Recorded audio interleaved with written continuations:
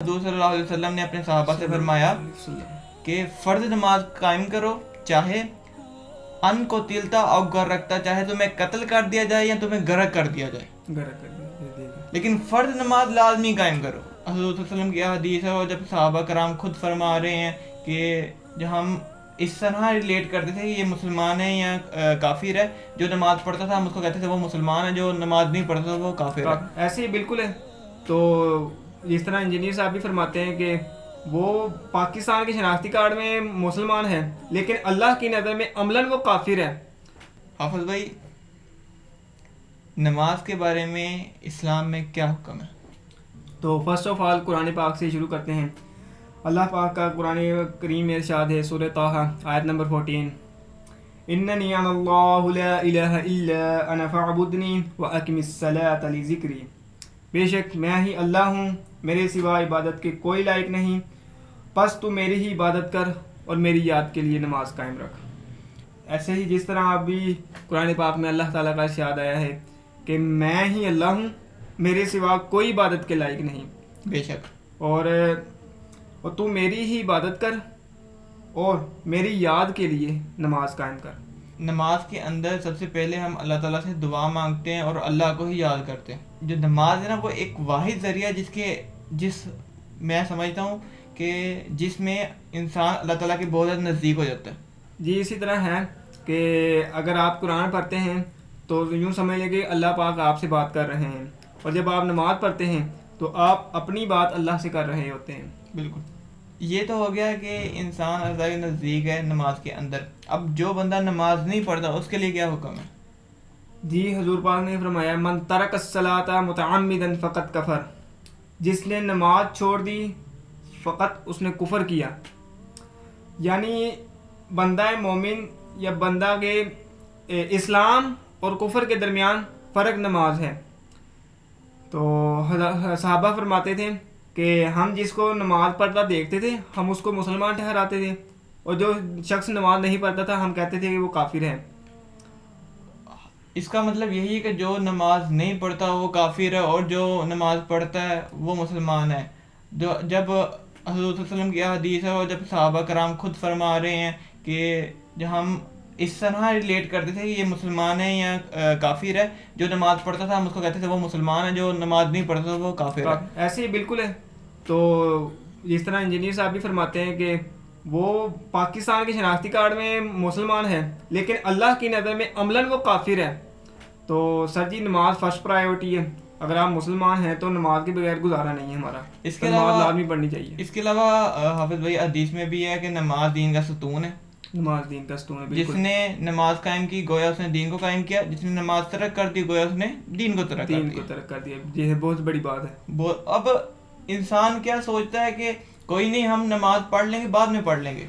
جی، لیکن میرے خیال سے اللہ تعالیٰ معافی اس گناہ کی دیتے ہیں یا اس عبادت کی معافی ہے کہ جو انسان سے نا غلطی سے ہو جاتی ہے، یعنی غلطی سے مراد کے وہ انجانے میں ہو گئی، اس کی معافی مل جائے، لیکن جو انسان غلطی جان بوجھ کے کرے اس کی معافی بالکل بھی نہیں ہے۔ جی بالکل، نماز کی سمجھ لیں گنجائش، معافی تو نہیں ہے۔ نماز ہر عاقل و بالغ، ہر مسلمان مرد و عورت پر فرض ہے۔ زندگی کے کسی بھی 7 سال جب بندہ بالغ ہو جائے تب سے حکم ہے کہ 7 سال کے بچوں کو تھوڑا سا یعنی کہ سختی کے ساتھ نماز کا حکم دیا جائے، اور جب بالغ ہو جائے تو پھر تو نماز فرض ہو ہی گئی ہے۔ اور سر جی، نماز ایک ایسی چیز ہے، نماز ایک ایسی عبادت ہے جو فرض ہے۔ آپ سمجھ لیں کہ زندگی کے کسی سٹیج میں بھی ہیں، آپ پر نماز فرض ہے۔ آپ صحت مند ہیں، بیمار ہیں، چھوٹے بچے ہیں، بڑے عمر میں ہیں، نماز اسلامی عبادات کا سب سے پہلا رکن ہے۔ نماز امیر و غریب، بوڑھے اور جوان، مرد اور عورت، صحت مند اور بیمار، ہر ایک پر فرض ہے۔ اگر کھڑے ہو کر نماز نہیں پڑھ سکتے تو بیٹھ کر پڑھو، اگر بیٹھ کر نہیں پڑھ سکتے تو لیٹ کر پڑھو، اور اگر بول نہیں سکتے تو اشارے سے پڑھو، اگر ٹھہر نہیں سکتے تو چلتے ہوئے پڑھو، حالت جنگ یا سفر میں، اگر سواری سے اتر نہیں سکتے تو سواری پر پڑھو۔ بہرحال نماز کسی حالت میں مسلمان سے ساقط نہیں ہوتی، مسلمان پر فرض ہے۔ مسلمان سمجھ لے کہ مسلمان کے لیے معافی نہیں ہے نماز میں۔ ہاں، ایک گنجائش ہے، اگر مسلمان سمجھ لے کہ بے ہوش ہو گیا یا سو گیا یا اس کو بھول گیا نماز کا وقت، پھر ہے تین ہیں، تین عذر ہیں، اس کے علاوہ کوئی عذر نہیں ہے، اور جب اس کو یاد آئے تو پھر وہ اپنی نماز پڑھ لے۔ اب اسی طرح قرآن پاک میں ایک اور بھی ارشاد آتا ہے، ہم نماز میں بھی پڑھتے ہیں تشہد میں، رب جعل لی مقیم الصلاۃ ومن ذریتی ربنا وتقبل دعا، ہم اللہ پاک سے دعا بھی کر رہے ہوتے ہیں نماز میں۔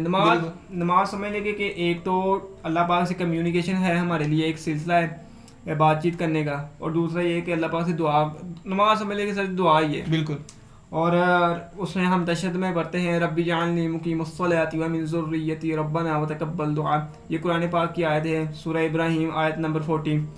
اے میرے پالنے والے، مجھے نماز کا پابند رکھ اور میری اولاد سے بھی، اے ہمارے رب میری دعا قبول فرما۔ حافظ بھائی اس کے علاوہ احادیث بھی ہے جو حضرت محمد صلی اللہ علیہ وسلم نے فرمایا جعلت قرۃ عینی فی الصلاۃ، کہ میری آنکھوں کی ٹھنڈک نماز ہے۔ جی بالکل۔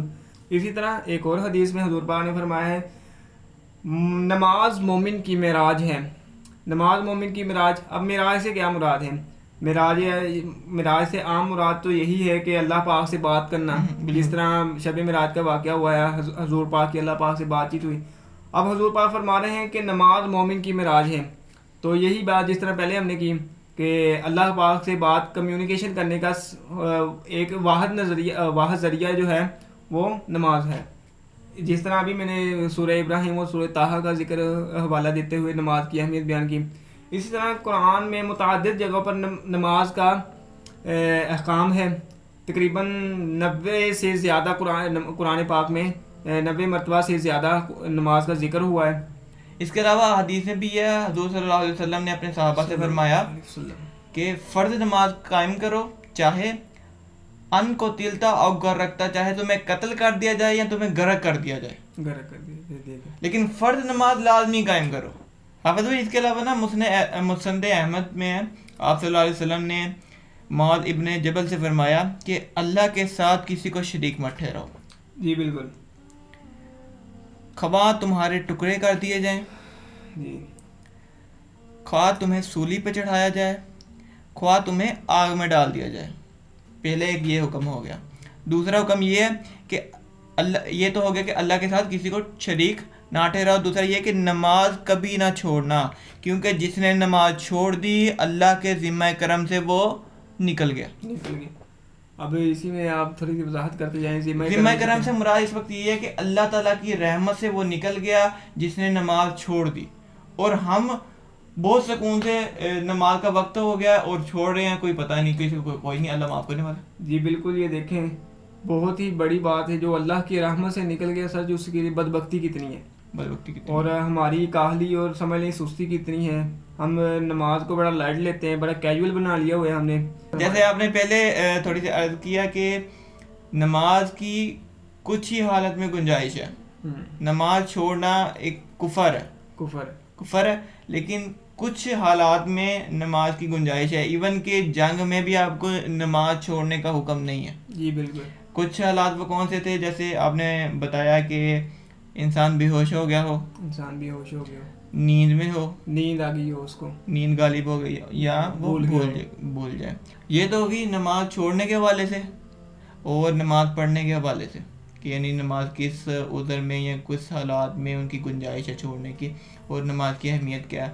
جی۔ اب ہم بات کرتے ہیں نماز کی باجماعت ادا کرنے کی اہمیت۔ ٹھیک ہو صحیح مسلم کی حدیث ہے کہ حضرت عبداللہ بن ابن مکتوم وہ صحابہ تھے، اندھے صحابہ تھے، نبینا تھے، وہ حضور صلی اللہ علیہ وسلم کی خدمت میں آئے، بارگاہ میں آئے، انہوں نے عرض کیا یا رسول اللہ صلی اللہ علیہ وسلم کہ میں نبینا ہوں، جی، میرا مسجد سے گھر دور ہے، فاصلے پر ہے۔ دوسرا ادھر یہ بتایا، تیسرا ادھر یہ بتایا کہ مجھے گھر سے لانے والا کوئی نہیں ہے، تو کیا میں گھر میں نماز ادا کر سکتا ہوں، نماز پڑھ سکتا ہوں؟ پہلی بات تو یہ دیکھیں انہوں نے بھی نماز، ان کو بھی معلوم تھا کہ نماز چھوڑنے کی گنجائش ہی نہیں ہے بالکل. جی بالکل، اس لیے انہوں نے کویشچن کیا حضور تو انہوں نے بس یہ پوچھا کہ کیا میں گھر میں نماز پڑھ سکتا ہوں. جی جی. تو حضور صلی اللہ علیہ وسلم نے فرمایا کیا تمہیں اذان کی آواز آتی ہے، یعنی تمہارے گھر میں اذان کی آواز پہنچتی ہے؟ انہوں نے کہا جی. اب وہ تو یعنی حضور صلی اللہ علیہ وسلم نے ایسی تربیت کی تھی کہ وہ جھوٹ تو بالکل نہیں بولتے تھے. انہوں نے کہا، پھر انہوں نے چوتھا عذر بیان کیا کہ گھر کے راستے میں درخت وغیرہ ہیں جس کی وجہ سے کانٹے وغیرہ ہیں، آنے میں تکلیف ہے. پانچواں عذر انہوں نے بتایا کہ راستے میں کوئی بھیڑیاں وغیرہ ہیں یا پھر شکاری جانور ہیں، کوئی جانور ہیں، وہ مجھے نقصان پہنچا سکتے ہیں. جی. انہوں نے حضور صلی اللہ علیہ وسلم نے فرمایا کیا تمہیں اذان کی آواز آتی ہے؟ اور وہ انہوں نے کہا جی بالکل. انہوں نے اپنا چھٹا عذر بتایا کہ حضور صلی اللہ علیہ وسلم، آپ صلی اللہ علیہ وسلم کہ میرا جسم بہت کمزور ہو چکا ہے، منہ کے اوپر جھڑیاں وغیرہ آ گئی ہیں، میں ہڈیاں کمزور ہو گئی ہیں، برا ہو چکا. اگر رستے میں کوئی پتھر وغیرہ میرے لگے اور میں نیچے گر جاؤں تو میرے چوٹ وغیرہ میں زخمی ہو جاؤں گا، تو کیا میں گھر میں نماز ادا کر سکتا ہوں؟ تو حضور صلی اللہ علیہ وسلم نے فرمایا کیا تمہیں حی علی الصلاۃ حی علی الفلاح کی آواز آتی ہے؟ جی. تو انہوں نے کہا جی آتی ہے. تو حضور صلی اللہ علیہ وسلم نے فرمایا تو پھر تم نے لازمی نماز ادا کرنی ہے مسجد میں. جی بالکل، ماشاءاللہ مدثر بھائی آپ نے بہت اچھی حدیث سنائی. اسی طرح ایک اور حدیث میں ہے، ابن مسعود رضی اللہ تعالیٰ عنہ بیان کرتے ہیں رسول اللہ صلی اللہ علیہ وآلہ وسلم سے دریافت کیا گیا اللہ کو کون سا عمل سب سے زیادہ محبوب ہے؟ آپ صلی اللہ علیہ وآلہ وسلم نے فرمایا وقت پر نماز ادا کرنا. تو دیکھیں اس میں حضور پاک نے فرمایا ہے کہ باجماعت نماز کا کتنا ہی سرجی اس کا ثواب ہے. اور صحابہ نے حضور سے سوال کیا، مثال کے طور پہ کویشچن کیا کہ اللہ کو کون سا عمل سب سے زیادہ محبوب ہے؟ تو اللہ پاک نے فرمایا کہ وقت پر نماز ادا کرنا. یہ تو بات ہوگی وقت پہ نماز ادا کرنے کی اور اس کی اہمیت کی، نماز کی اہمیت کو. اور ہم کیا کر رہے ہیں آج کے زمانے میں؟ ہمیں دنیا کے کام زیادہ امپورٹنٹ ہے دین دیٹ آف نماز. جی بالکل. ہمیں لیٹس سپوز کہ ہمارے گھر کے کام ہیں، ہم کوئی کام کر رہے ہیں، ہم اسائنمنٹ بنا رہے ہیں، ہم اپنے ورک کر رہے ہیں، ویسے ورک کر رہے ہیں، ٹھیک ہے، کوئی گانے، ایون کہ گانے بھی سن رہے ہیں نا، تو ہم نماز کو پریورٹی نہیں دیتے. ایسے ہی سر جی، ہم اپنے کاروبار میں بزی ہیں، کاروبار کے، حالانکہ دین اسلام کے بغیر، نماز کے بغیر ہمارا کاروبار ہے ہی نہیں ہے. اب میں مثال دیتا ہوں کہ حافظ بھائی کہ لیٹس سپوز کہ میں ایک بزنس میٹنگ میں گیا ہوں اور میری تقریباً 50 لاکھ کی ڈیل چل رہی ہے جی، اور پیچھے وہاں اذان کی آواز مجھے سنائی دے، اور لیکن میں کہوں گا کہ یار جلدی جلدی میٹنگ ختم ہو، جلدی جلدی ڈیلنگ ختم ہو، میرے 50 لاکھ روپے جا رہا ہے. یہ دنیا کا مال دنیا میں ہی رہ جانا ہے. جی 50 لاکھ کی ڈیلنگ نہ لگی جائے، اس سے زیادہ کی لگ جائے. جی. جو صحابہ تھے وہ جیسے ہی اگر کوئی کام کر رہے ہوتے تھے، ایون کہ اپنی روزی روٹی بھی کما رہے ہوتے تھے، اگر وہ اذان کی آواز ان کو سنائی دیتی تھی تو وہ ہر چیز چھوڑ کے اس نماز پڑھنے چلے جاتے تھے. جی بالکل. جی بہت شکریہ مدثر بھائی، آپ نے ہمیں گائیڈ کیا نماز کی اہمیت سے. تو جیسا کہ ہم نے پہلے بھی عرض کیا کہ نماز ایک ایسا ٹاپک ہے جس کو ایک ویڈیو یا کچھ منٹوں میں کور کرنا ناممکن ہے، پاسبل ہی نہیں. تو انشاءاللہ ہم نماز کے اوپر اور بھی ویڈیو لے کر آئیں گے انشاءاللہ. تو احادیث نماز کے اوپر بہت زیادہ ہیں، ابھی فی الحال تھوڑی سی ہم نے بیان کر دی ہیں جو امپورٹنٹ تھی، جو نماز فرض ادا کرنے ضروری ہے اس کے ریلیٹڈ تھی. سمجھ لیں کہ نماز کے بغیر گزارا نہیں تھا، اور جس نے نماز چھوڑ دی وہ کافر. بات ختم. یہ بات ہے. اور اللہ ویڈیو کے اختتام پر ہم یہ دعا کرتے ہیں کہ اللہ پاک ہم سب کو 5 وقت کی باجماعت نماز ادا کرنے کی توفیق عطا فرمائے، اور ہمیں پکا سچا مسلمان اور اسلامی طرز عمل کے مطابق زندگی بسر کرنے کی توفیق عطا فرمائے. آمین.